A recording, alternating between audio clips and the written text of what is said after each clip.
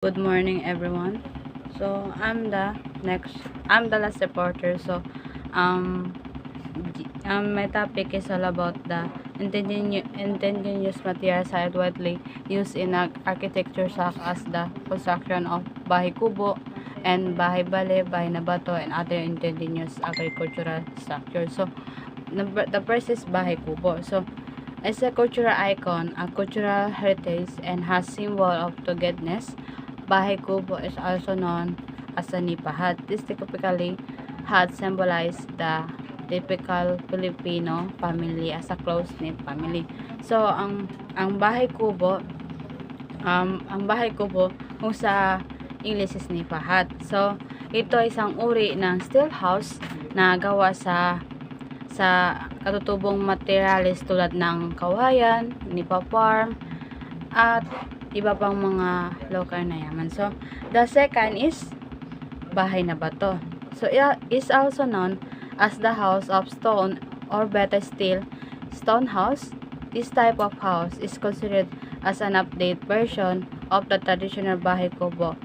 Whereas in the bahay, this a type of indigenous house use a Chinese tiled roof, or sometimes nipa or cogon roof, but today these roof lines are being replaced by style galvanized iron with the various shape and design. So ang bahay na bato,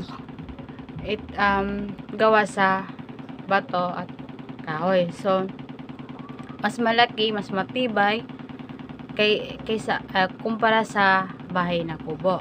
So ito ay isang uri ng modernized ito ay isang modernized na version ng bahay kubo. So the last is Ipagaw Bale. This is a type of indigenous house, sometimes referred to as a no-hair house because it was constructed without the use of nail.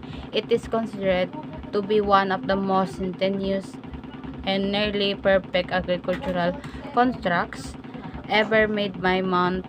They are known as the agricultural marvel of the century. So, sa Ifugao Valley, ito uri ng katutubong bahay na minsan tinatawag na no-nail house. Dahil ito ay tinatayo na hindi gumagamit na pako, ito ay tinuturing na isang pinakang katutubo at halos perpektong construction ng agricultural na ginagawa ng tao, kilala bilang agricultural marvel of the century. So, yun lang po ang aking topic for today. So,